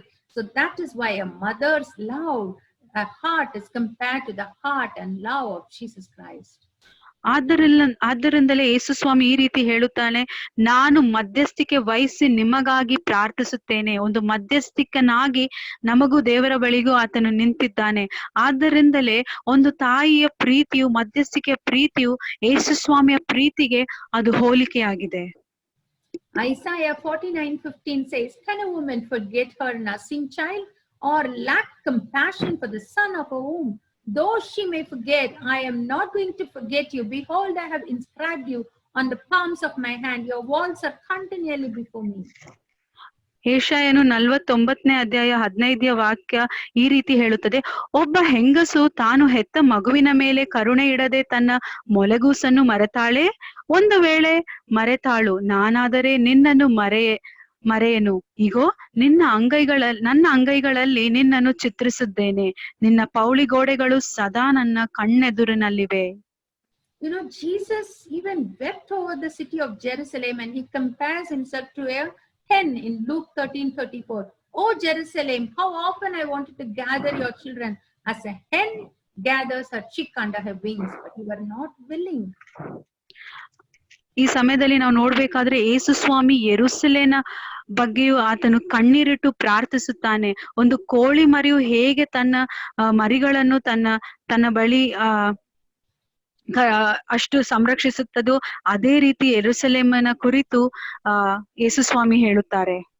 God is seeking and searching for intercessors who will stand in the gap on behalf of the family, on behalf of the nation. ದೇವರು ಮಧ್ಯಸ್ಥಿಕೆ ವಹಿಸಿ ಪ್ರಾರ್ಥಿಸುವ ಜನರಿಗಾಗಿ ಆತನು ಹುಡುಕುತ್ತಿದ್ದಾನೆ. ಯಾರು ತಮ್ಮ ರಾಜ್ಯಕ್ಕಾಗಿ, ತಮ್ಮ ಪಟ್ಟಣಗಳಿಗಾಗಿ, ದೇಶಕ್ಕಾಗಿ ಮಧ್ಯಸ್ಥಿಕೆ ವಹಿಸಿ ಪ್ರಾರ್ಥಿಸುತ್ತಾರೋ ಅಂತ ಜನರು ಈ ದಿನಗಳಲ್ಲಿ ದೇವರು ಹುಡುಕುತ್ತಿದ್ದಾನೆ. Bible says in Ezekiel 20:30, I searched for a man among them to repair the wall and stand in the gap before me on behalf of the land so that I will not destroy it, but I found none. ಎಜೆಕಿಯೇಲನಲ್ಲಿ ಈ ವಾಕ್ಯವು ಈ ರೀತಿ ಹೇಳುತ್ತದೆ, ನಾನು ಒಂದು ವ್ಯಕ್ತಿಯನ್ನು, ಗೋಡೆಗಳನ್ನು ಸರಿ ಮಾಡುವ ಒಂದು ವ್ಯಕ್ತಿಯನ್ನು, ಮಧ್ಯಸ್ಥಿಕೆ ವಹಿಸುವ ಒಂದು ವ್ಯಕ್ತಿಯನ್ನು ನಾನು ಹುಡುಕುತ್ತಿದ್ದೇನೆ, ಆದರೆ ನಾನು ಒಬ್ಬನನ್ನೂ ಸಹ ನೋಡಲಿಲ್ಲ. We are seeing a great destruction, a death looms around us because of a little virus. ನಾವು ನಮ್ಮ ಸುತ್ತಮುತ್ತಲು ನಾವು ಒಂದು ನಾಶನಕಾರವಾದ ವಿಷಯಗಳನ್ನು ನೋಡುತ್ತಿದ್ದೇವೆ. ಏಕೆಂಬುದೆಂದರೆ ಒಂದು ಸಣ್ಣ ವೈರಸ್ನಿಂದ. At this time, God wants people who can stand in the world so that the world will not be destroyed because of its rebellion. ಈ ಲೋಕವು ದೇವರ ವಿರೋಧವಾಗಿ ನಿಂತಿರುವ ಕಾರಣ ದೇವರು ಅಂತ ಮಧ್ಯಸ್ಥಿಕೆ ವಹಿಸಿ ಪ್ರಾರ್ಥಿಸುವ ಜನರಿಗಾಗಿ ಹುಡುಕುತ್ತಿದ್ದಾರೆ. ಏಕೆಂದರೆ ಈ ಲೋಕವು ನಾಶನದಿಂದ ತಪ್ಪಿಸಲು. God yearns for people with a mother's heart so that he can allow them into his secret chamber to discern the things of the world. ದೇವರು ಇಂಥ ತಾಯಿಯ ಹೃದಯ ಉಳ್ಳವರನ್ನು ಹುಡುಕುತ್ತಿದ್ದಾರೆ. ಏಕೆಂದರೆ ಆತನ ಬಳಿ ಇರುವ ಎಲ್ಲ ಮರೆಯದ ಅಂಶಗಳನ್ನು ಅವರಿಗೆ ತಿಳಿಸಿಕೊಡುವುದಕ್ಕಾಗಿ. Isaiah 62:6-7 says, I have posted watchmen on your walls, O Jerusalem. They will never be silent day and night. Sister Isaiah 62:6-7, I have posted watchmen on your walls. They will never be silent day and night. ಯೆಶಾಯನ ಪ್ರವಾದಿ ಪತ್ರದಲ್ಲಿ ಈ ರೀತಿ ಬರೆಯಲ್ಪಟ್ಟಿದೆ, ನಾನು ಒಂದು ಕಾವಲುಗಾರನನ್ನು ಇಟ್ಟಿದ್ದೇನೆ, ಹಗಲಿರುಳು ಈ ದೇಶವನ್ನು ಕಾಯುವುದಕ್ಕಾಗಿ ಎಂಬುದನ್ನು. So when you pray for your family, when you take up the position, then you will be able to save your family, save your nation. This time is urgent. ಈ ಒಂದು ಸಮಯ ಬಹಳ ಅರ್ಜೆಂಟ್ ಆಗಿರೋ ಒಂದು ಸಮಯವಾಗಿದೆ. ನಾವು ನಮ್ಮ ಕುಟುಂಬಕ್ಕಾಗಿ, ನಮ್ಮ ರಾಜ್ಯಕ್ಕಾಗಿ ನಾವು ಪ್ರಾರ್ಥಿಸಲು ನಾವು ನಿಂತಾಗ ನಮ್ಮ ಕುಟುಂಬಗಳನ್ನು ಸಂರಕ್ಷಿಸುವುದಕ್ಕೆ ಸಾಧ್ಯವಾಗುತ್ತದೆ. You know, your prayer makes a great difference. Have you looked up at the night sky? ನಮ್ಮ ಪ್ರಾರ್ಥನೆಯು ಒಂದು ದೊಡ್ಡ ವ್ಯತ್ಯಾಸವನ್ನು ಉಂಟು ಮಾಡುತ್ತದೆ. ನೀವೆಂದಾದರೂ ಒಂದು ರಾತ್ರಿಯ ಆಕಾಶವನ್ನು ನೋಡಿದ್ದೀರಾ? This stars in your galaxy, if you want to count, you need 2500 years to count, even if you count one star per second. So many trillions of stars in one galaxy. ನಾವಿವತ್ತು ಆಕಾಶದಲ್ಲಿ ಆ ನಕ್ಷತ್ರಗಳನ್ನು ಎಣಿಸುವುದಾದರೆ 2500 ವರ್ಷಗಳು ನಮಗೆ ಆ ಎಲ್ಲಾ ಒಂದು ನಕ್ಷತ್ರಗಳನ್ನು ಎಣಿಸುವುದಕ್ಕೆ ಬೇಕಾಗಿದೆ. ನಾವು 1 ಸೆಕೆಂಡ್ ಒಂದು ನಕ್ಷತ್ರ ಎಂಬುದಾಗಿ ಎಣಿಕೆಯಲ್ಲಿಟ್ಟರು ಅಷ್ಟು ಗ್ಯಾಲಕ್ಸಿಯಲ್ಲಿ ಅಷ್ಟು ನಕ್ಷತ್ರಗಳು ತುಂಬಿದವೆ. This God whom we worship is beyond our wildest imagination and dream, is powerful. ಈ ಯೇಸು ಸ್ವಾಮಿಯು ನಾವು ಆರಾಧಿಸುವ ದೇವರು ನಮ್ಮ ಯೋಚನೆಗೂ ಬುದ್ಧಿಶಕ್ತಿಗೂ ಮೀರಿದ ಒಂದು ದೊಡ್ಡ ಬಲವಾಗಿದ್ದಾರೆ, ಒಂದು ಶಕ್ತಿಯಾಗಿ ಕಾಣಲ್ಪಡುತ್ತಾರೆ. That's why Isaiah 40:25 says, to whom will you compare me? Who is my equal? Lift your eyes to heaven. Who created all these things? ಯೆಶಾಯ 40ನೇ ಅಧ್ಯಾಯದಲ್ಲಿ ಹೀಗೆ ಬರೆಯಲ್ಪಟ್ಟಿದೆ, ನನಗೆ ಸರಿ ಸಮಾನರು ಯಾರಾದರೂ ಇದ್ದಾರಾ? ನನ್ನನ್ನು ನೀನು ಹೋಲಿಕೆ ಮಾಡುವುದಕ್ಕೆ ಯಾರಾದರೂ ಇದ್ದಾರಾ? ಇದನ್ನೆಲ್ಲ ಸೃಷ್ಟಿ ಮಾಡಿದ ದೇವರು ನಾನಲ್ಲವೋ ಎಂಬುದಾಗಿ. Today the situations in your family might look difficult. Your economy might have broken down. Your children might have gone into the wrong direction. But look above. Your God is so powerful and nothing is difficult for him. ಇವತ್ತು ನಮ್ಮ ಕುಟುಂಬಗಳ ಸ್ಥಿತಿಗಳು ತುಂಬಾ ಅದಲು ಬದಲಾಗಿರಬಹುದು. ಕುಟುಂಬದಲ್ಲಿ ಆರ್ಥಿಕ ಸ್ಥಿತಿಯು ತುಂಬಾ ಕುಗ್ಗಿ ಹೋಗಿರಬಹುದು. ಮಕ್ಕಳು ಒಂದು ತಪ್ಪಾದ ದಾರಿಯಲ್ಲಿ ನಡೆದಿರಬಹುದು. ಆದರೆ ನಾವು ಕಣ್ಣೆತ್ತಿ ನಾವು ಮೇಲೆ ನೋಡುವುದಾದರೆ ನಮಗೆ ಸರ್ವಶಕ್ತನಾದ ದೇವರ ಸಹಾಯ ನಮಗೆ ದೊರಕುವುದು. Our God is a God is a restorer of lost things. Is restoring everything what the enemy has stolen from your life. ನಮ್ಮ ದೇವರು ಪುನರ್ಸ್ಥಾಪಿಸುವ ದೇವರಾಗಿದ್ದಾನೆ. ಆತನು ಜೀವಿತಗಳನ್ನು, ಸೈತಾನನು ಕದ್ದುಕೊಂಡು ಹೋದ ಎಲ್ಲ ಕಾರ್ಯಗಳನ್ನು ನಮ್ಮ ಜೀವಿತಗಳಲ್ಲಿ ಪುನರ್ಸ್ಥಾಪಿಸುವನಾಗಿದ್ದಾನೆ. Today you turn your eyes to God, start worshiping him, start interceding and throw every rebellion out of your family and you will see his power in your life. ಇವತ್ತು ನಾವು ಒಂದು ತೀರ್ಮಾನ ತೆಗೆದುಕೊಳ್ಳಬೇಕಾಗಿದೆ. ನಮ್ಮ ಕಣ್ಣುಗಳು ಸಂದರ್ಭದ ಮೇಲೆ ಅಲ್ಲ, ಆತನ ಮೇಲೆ ನಾವು ಇಟ್ಟು ನಾವು ಪ್ರಾರ್ಥನೆ ಮಾಡಿದರೆ ಮತ್ತು ನಮ್ಮ ದೇವರ ವಿರೋಧವಾಗಿರುವ ಕಾರ್ಯಗಳು ನಮ್ಮ ಕುಟುಂಬಗಳಿಂದ ತೆಗೆದಾಕುವುದಾದರೆ ದೇವರ ಶಕ್ತಿಯನ್ನು ನಮ್ಮ ಕುಟುಂಬಗಳಲ್ಲಿ ನಾವು ಕಾಣಬಹುದಾಗಿದೆ. As you begin to worship him, God will restore the years that the swarming locust has eaten in double measure. ಸಣ್ಣ ಮಿಡತೆ ಮತ್ತು ದೊಡ್ಡ ಮಿಡತೆಗಳೆಲ್ಲ ತಿಂದು ಹಾಕಿದ ಎಲ್ಲ ವರ್ಷಗಳನ್ನು ನಮ್ಮ ದೇವರು ನಮಗೆ ತಿರುಗಿ ಕೊಡಲು ಸಾಧ್ಯವಾಗಿದ್ದಾನೆ. God is searching for such women, such mothers who can shut themselves in isolation with God, shut themselves from every other voice and tell God, I want to listen to your voice alone. ದೇವರು ಇಂದು ಅಂತ ತಾಯಿಗಳಿಗಾಗಿ ಮಧ್ಯಸ್ಥಿಕೆ ವಹಿಸಿ ಪ್ರಾರ್ಥಿಸುವ ತಾಯಿಗಳಿಗಾಗಿ ಹುಡುಕುತ್ತಿದ್ದಾರೆ. ಯಾಕಂದ್ರೆ ಪುನರ್ಸ್ಥಾಪಿಸಲು ಆತನು ಬಯಸುತ್ತಾನೆ. I want to hear your voice, oh God. I want to be guided by your spirit, oh God. Nothing else matters to me. I want to be in your presence. ದೇವರೇ, ನಾನು ನಿನ್ನ ಶಬ್ದವನ್ನು ಕೇಳಬೇಕು, ಕೇಳ ಬಯಸುತ್ತೇನೆ. ನಿನ್ನ ಶಬ್ದವೊಂದು ಬಿಟ್ಟರೆ ಬೇರೆ ಯಾವುದೂ ಬೇಡ. ನಿನ್ನ ಪ್ರಸನ್ನತೆಯಲ್ಲಿ ನಾನು ಇರಬೇಕೆಂದು ಬಯಸುತ್ತೇನೆ ಎಂಬುದಾಗಿ ನಾವು ಪ್ರಾರ್ಥಿಸಬೇಕಾಗಿದೆ. When you shut away the voices of everyone, every noise from your mind and spend time at his feet, God will reveal things to you about your children, about your family, not through anybody, but directly. ನಾವು ಬೇರೆ ಎಲ್ಲಾ ಶಬ್ದಗಳಿಗೂ ಕಿವಿಗೊಡದೆ ಅದನ್ನೆಲ್ಲ ನಮ್ಮ ಜೀವಿತಗಳಿಂದ ತೆಗೆದುಹಾಕಿ ನಾವು ದೇವರ ಶಬ್ದಕ್ಕೆ ಮಾತ್ರ ವಿಧೇಯರಾಗಿ ಆರಾಧಿಸುವುದಾದರೆ ನಮ್ಮ ಕುಟುಂಬದ ಯೋಜನೆಗಳು ಹಾಗೂ ಮಕ್ಕಳ ಭವಿಷ್ಯಗಳನ್ನು ಎಲ್ಲ ಕಾರ್ಯಗಳನ್ನು ದೇವರು ಬೇರೆ ಒಬ್ಬರ ಮೂಲಕವಲ್ಲದೆ ನಮಗೆ ನೇರವಾಗಿ ತಿಳಿಸುವನಾಗಿರುತ್ತಾನೆ. Before finishing, I wanted to tell you, in my children's life, whenever they do mistake, somehow God will reveal it to me, and I will be there exactly in that same place, and they will ask, how did you know? How come you are here? So that is the way God does things. ನಾನೊಂದು ವಿಷಯ ಹೇಳಲಿಕ್ಕೆ ಬಯಸುತ್ತೇನೆ. ನನ್ನ ಮಕ್ಕಳು ಏನಾದರೂ ತಪ್ಪು ಕಾರ್ಯಗಳು ಏನಾದರೂ ಮಾಡಿದರೆ ಆ ಕಾರ್ಯಗಳು ನನಗೆ ದೇವರು ತಿಳಿಸಿ ಬಿಡುತ್ತಾನೆ. ನಾನು ಆ ಸಮಯದಲ್ಲಿ ಅವರ ಜೊತೆ ಇರುತ್ತೇನೆ. ಅವರು ಕೇಳುತ್ತಾರೆ, ಅಮ್ಮ ನಿನಗೆ ಈ ವಿಷಯಗಳು ಹೇಗೆ ತಿಳಿದು ಬಂತು? ಇದೇ ರೀತಿ ದೇವರು ನಮ್ಮ ಜೊತೆ ಮಾತನಾಡುವುದಾಗಿದ್ದಾನೆ. Might be today some of your loved ones would have gone very far from Christ. No preacher can reach him. No teaching can reach. Hell does not bother him. But Bible says everything is possible for God. ಇವತ್ತು ನಮ್ಮನ್ನ ಪ್ರೀತಿಸುವ ಜನರು ದೇವರನ್ನು ಬಿಟ್ಟು ತುಂಬಾ ದೂರ ಹೋಗಿರಬಹುದಾಗಿದೆ. ಯಾವ ಒಂದು ಮಾತು ಅವರನ್ನು ದೇವರ ಬಳಿ ಕರೆತರದೆ ಹೋಗುವ ಕಾರ್ಯಗಳಿದ್ದರೂ, ಆದರೆ ದೇವರ ವಾಕ್ಯ ಈ ರೀತಿ ಹೇಳುತ್ತದೆ, ದೇವರಿಂದ ಅಸಾಧ್ಯವಾದ ಕಾರ್ಯವು ಏನೂ ಇಲ್ಲ ಎಂಬುದಾಗಿ. Your struggle is not against flesh and blood, but against principalities and powers of darkness. Stand in the gap and fight with the enemy with the power of the Holy Spirit. ವಾಕ್ಯವು ಈ ರೀತಿ ಹೇಳುತ್ತದೆ, ನಮ್ಮ ಹೋರಾಟವು ಮಾಂಸದೊಟ್ಟಿಗೆ ಅಲ್ಲ, ಮನುಷ್ಯರೊಟ್ಟಿಗೆ ಅಲ್ಲ, ಆದರೆ ಈ ಲೋಕವನ್ನು ಆಡುತ್ತಿರುವ ಎಲ್ಲ ಒಂದು ದುಷ್ಟನ ಕ್ರಿಯೆಗಳ ವಿರುದ್ಧವಾಗಿ ನಾವು ಹೋರಾಡಬೇಕಾಗಿದೆ. Let us look to the Lord right now.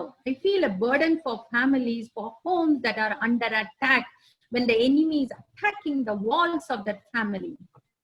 ನನಗೆ ಒಂದು ಭಾರವು ದೇವರು ಕೊಟ್ಟಿದ್ದಾನೆ. ಎಂಥ ಕುಟುಂಬಗಳಲ್ಲಿ ತುಂಬಾ ಹೋರಾಟಗಳು ನೆರೆದಿದ್ಯೋ, ಎಂಥ ಕುಟುಂಬಗಳಲ್ಲಿ ಒಡೆಯಲ್ಪಟ್ಟುವ ಸ್ಥಿತಿಯು ಕಾಣಲ್ಪಟ್ಟಿದ್ಯೋ ಅಂತವರಿಗಾಗಿ ನಾನು ಪ್ರಾರ್ಥಿಸಲು ಹೋಗುತ್ತೇನೆ.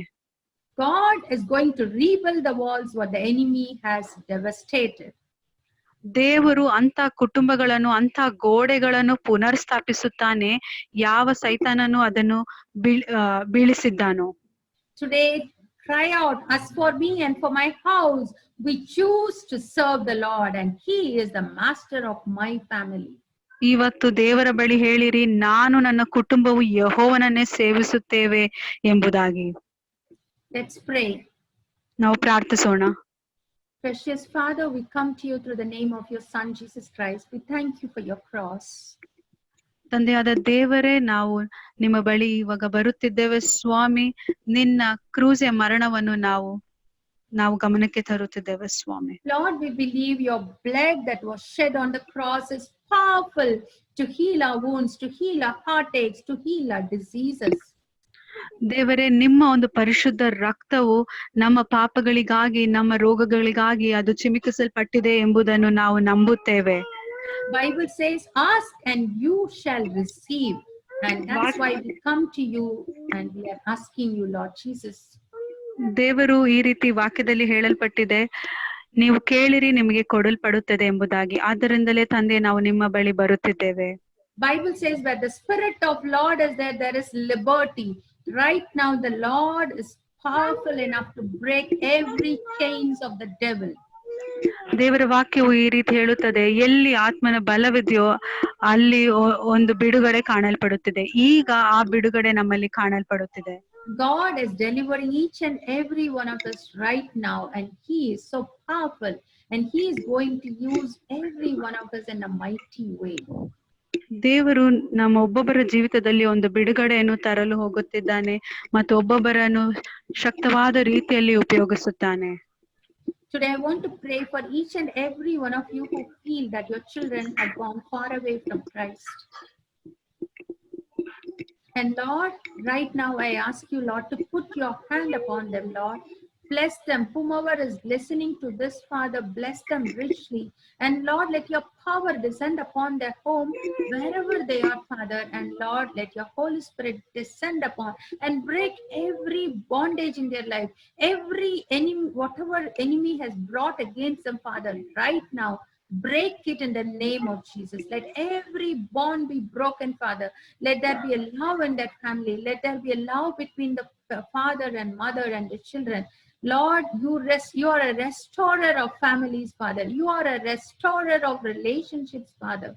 Right now, many relationships that has been broken, let it join, Father, and let them stand in the gap for their children as parents, Father, and then let them lift your name. Let every rebellion be thrown out of their house, and you be the master of your family. And thank you for this time. Thank you, Lord, that you were with us and you are going to be with us. We praise you, we glorify you, we honor you. In the wonderful and mighty name of Jesus, we pray. Amen. Amen, hallelujah. ದೇವರ ನಾಮಕ್ಕೆ ಸ್ತೋತ್ರ ಉಂಟಾಗಲಿ. ಅದ್ಭುತವಾಗಿ ದೇವರ ವಾಕ್ಯದಿಂದ ಸಹೋದರಿ Lata Christie ಅವರ ನಮ್ಮೊಟ್ಟಿಗೆ ದೇವರ ಪ್ರೀತಿಯ ಬಗ್ಗೆ ಹೇಳುತ್ತಾ ಇದ್ರು. ಒಂದು ತಾಯಿಯ ಪ್ರೀತಿಯ ರೀತಿಯಲ್ಲಿ ದೇವರು ನಮ್ಮನ್ನು ಪ್ರೀತಿಸುವವನಾಗಿದ್ದಾನೆ. ತಂದೆ ತಾಯಿಯಾಗಿರುವಂಥ ನಾವು ನಮ್ಮ ಮಕ್ಕಳನ್ನು ಯಾವ ರೀತಿಯಲ್ಲಿ, ಯಾವ ವಿಧದಲ್ಲಿ ನಾವು ಪೋಷಿಸಬೇಕು ಎಂಬುದಾಗಿ, ಎಂತಹ ಒಂದು ನಡವಳಿಕೆ ನಾವು ನಮ್ಮ ಮಕ್ಕಳ ಜೊತೆಗೆ ಇರಬೇಕು ಎಂಬುದಾಗಿ ಬಹಳ ವ್ಯಕ್ತವಾಗಿ ಸುಂದರವಾಗಿ ನಮಗೆ ತಿಳಿಸಿಕೊಟ್ಟಿದ್ದಾರೆ. ಸತ್ಯವೇದ ಆಧಾರಿತವಾದ ವಾಕ್ಯಗಳಿಂದ ನಮಗೆ ತಿಳಿಸಿಕೊಟ್ಟಿದ್ದಾರೆ. ದೇವರ ನಾಮಕ್ಕೆ ಸ್ತೋತ್ರ ಉಂಟಾಗಲಿ. ಈ ಸಂದೇಶವನ್ನು ಈ ಸಂಜೆ ವೇಳೆ ನಮಗೆ ರವಾನಿಸಿಕೊಟ್ಟಂತಹ ಸಹೋದರಿ ಲತಾ ಕ್ರಿಸ್ಟಿ ಅವರಿಗೆ ನಾವು ಸಭೆಯ ವತಿಯಿಂದ ವಂದನೆಗಳನ್ನು ತಿಳಿಸುತ್ತಾ ಇದ್ದೇವೆ. Thank you sister.